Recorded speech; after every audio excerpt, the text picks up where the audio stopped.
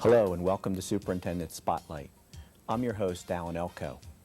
Superintendent Spotlight is a monthly program in which we highlight the various programs here in the North Penn School District. Today we're going to talk about the Reading and Language Arts programs of North Penn School District. And joining me is Dr. Carol Tarozzi, who is Supervisor of Reading K-12 and Language Arts K-6 here in the district. Carol joined us in the North Penn School District in 1989.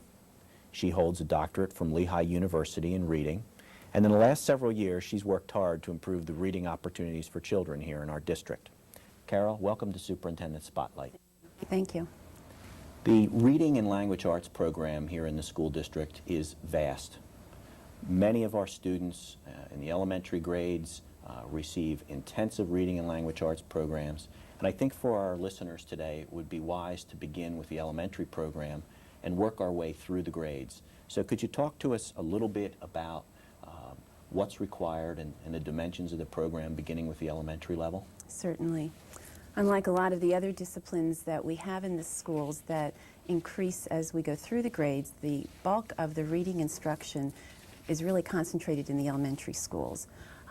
We provide a formal reading program beginning in first grade and continuing up through seventh grade. And in that program, we really intensify that, and that is where the bulk of our instruction lies. We also provide a number of experiences in kindergarten for our students that are precursors to a real strong literacy program, but we don't do formal reading instruction in kindergarten. Okay. What about the middle schools? We continue into the middle schools, and in seventh grade we have developmental reading in our middle school as well, and that means that all students, really first through seventh grade, get formal guided reading instruction daily.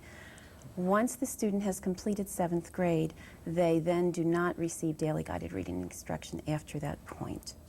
Okay. What do those students receive in eighth grade and up? Okay. In eighth grade and up, if a student is determined not to be ready to really function independently without any extra help in reading, they then will receive some additional reading support, probably about twice a week. Mm-hmm. Okay. So all students then from first grade through seventh grade receive a required reading program on a daily basis? That's correct. And what are the components of that reading program? Well, because the Reading and Language Arts program is very extensive, what we have organized it around are 5 basic strands, and all of the components really do fit into those strands. Those strands consist of transacting with text, composing text, investigating language, learning to learn, and extending reading and writing. The goal of our Reading and Language Arts program is really to provide the optimal instruction so that our students can read at a level commensurate with their abilities and also want to read and want to write as well. That's a real important component.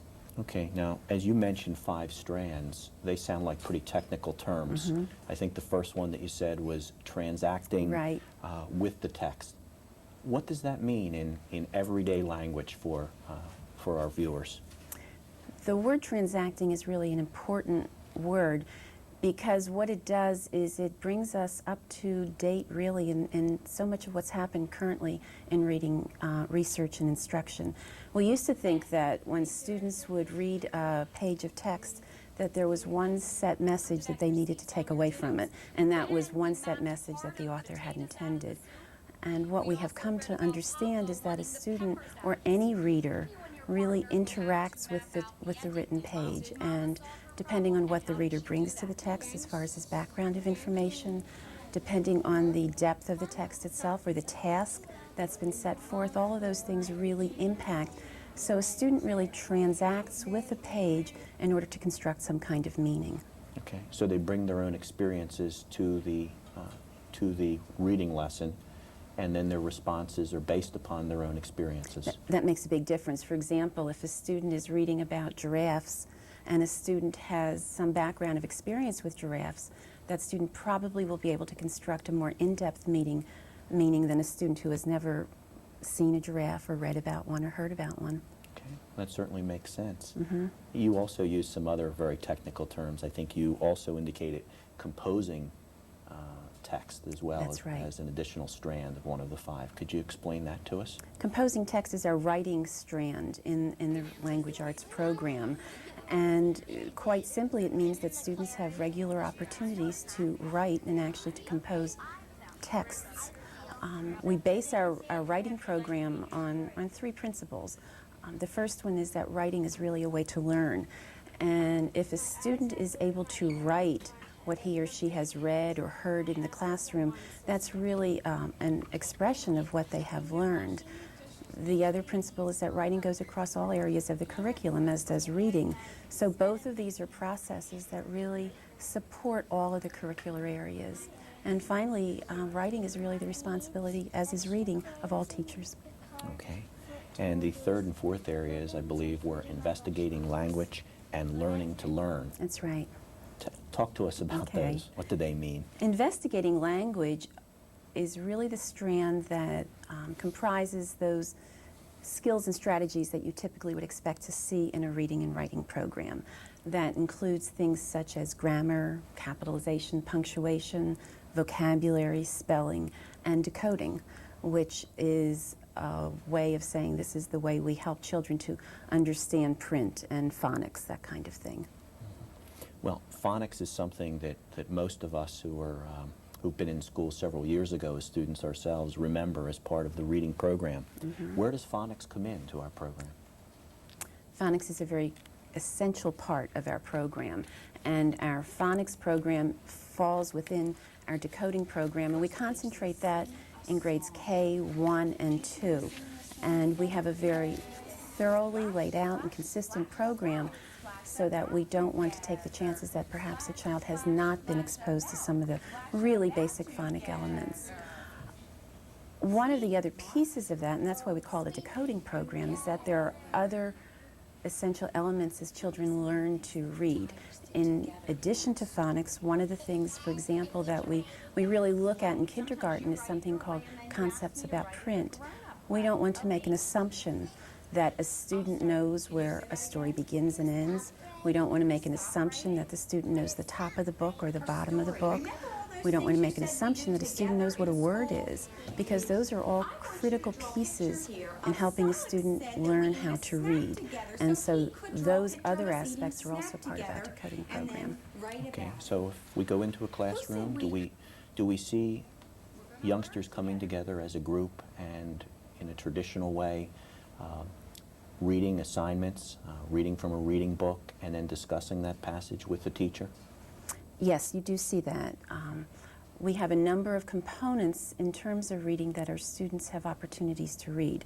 We have what's called a basal reading program, and that is the program that is published in order to teach students how to read, and they progress through that program. In addition to that, though, we also have a number of books that are called trade books, but they are the kinds of books that students might have in their bookshelves at home, the kinds of books that they could read in the library, so they have many opportunities to read real kinds of books as well. And one of the pieces that's real important there is that we have some basic skills and strategies that are part of our reading and writing curriculum. And so all different grade levels are responsible for certain elements, but they are shared and they are practiced through guided reading instruction, and then chances for the children to really apply these. Okay.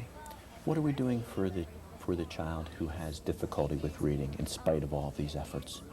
Unfortunately, there are always some children who do have difficulty learning to read, and I believe that we are very fortunate in North Penn School District that we have a very fine staff of reading specialists who provide remedial instruction for our students.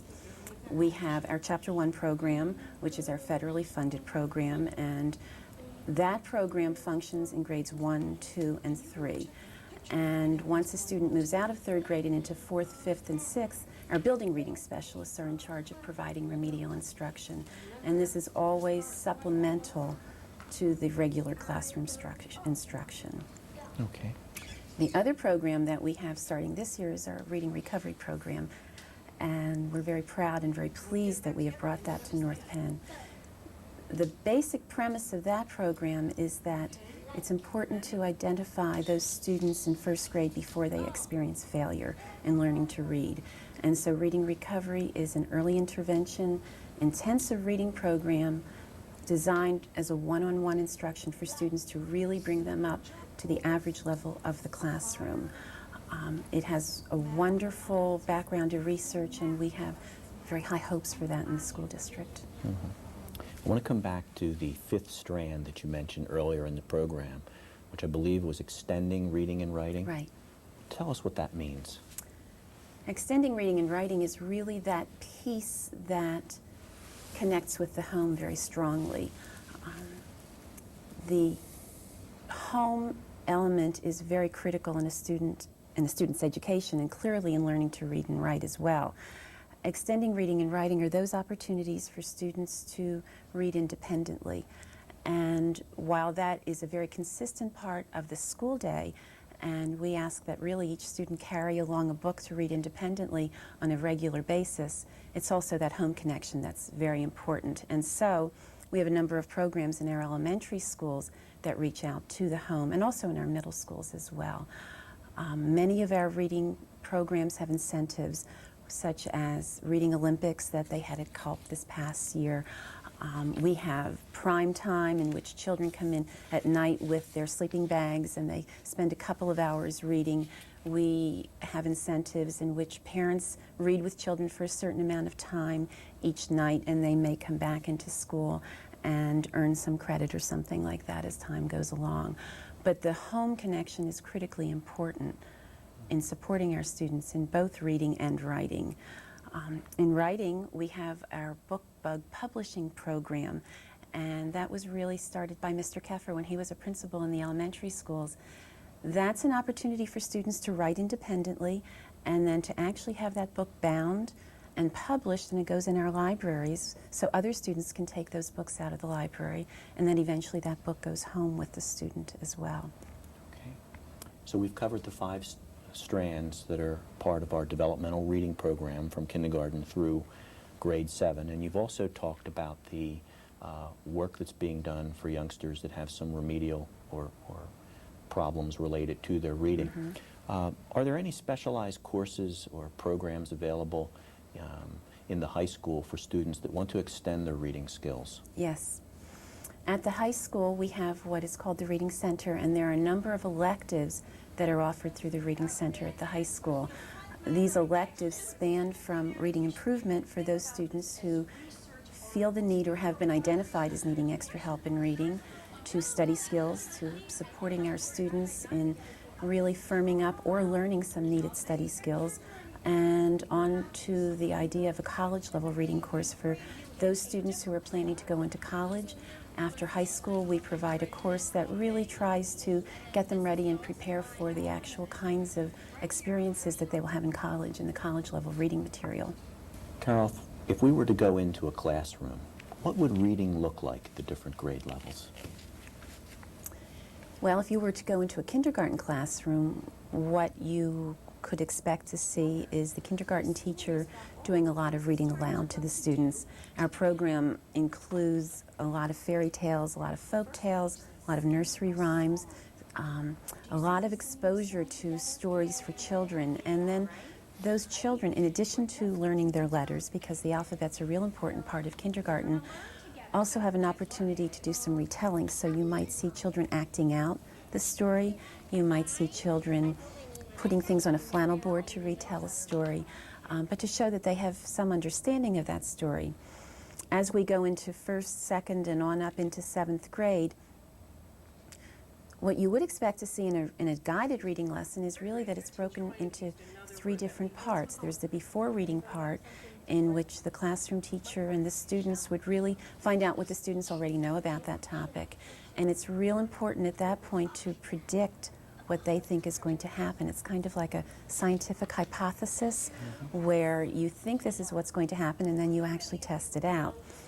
When the students read the story, they can read it in a variety of formats. They could read it either independently, or they could read it with a partner, or they could read it in a small group where children take turns reading different parts of the story. And then the after reading part, it's real important to come back to those predictions so that children can see if what they predicted really happened, and also to see what kind of meaning children have constructed.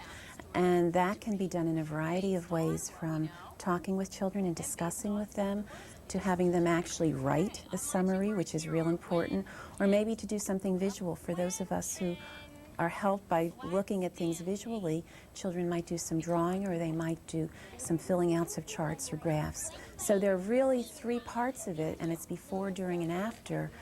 And that you would see, whether it be kindergarten or up into 7th grade, that you would see that kind of lesson. What can we do as parents to really help our students be effective readers? That's always a pleasurable question.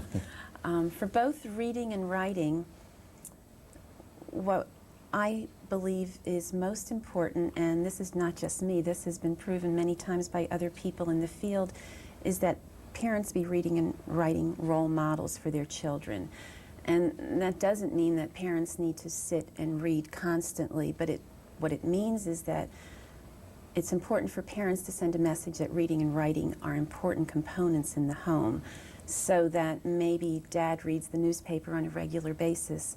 That sends a strong message that reading is important to dad, or that when there's some free time, rather than deciding to rent a video, maybe some time could be spent in reading, or sending a note along in your child's lunchbox so that your student has an opportunity to read a note that you have written to them.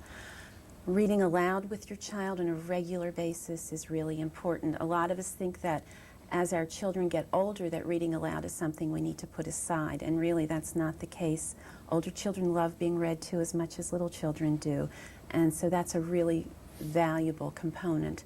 So in summary, I think for parents to try to show that reading and writing are very important, and to model that by bringing reading and writing into the home on a real comfortable, easygoing basis. Carol, I want to thank you for joining us today on Superintendent Spotlight, for taking the time to explain our Reading and Language Arts program. It certainly seems that there's a lot going on. Times it seems a little bit technical, but as you've explained it to us, it certainly makes a lot of sense.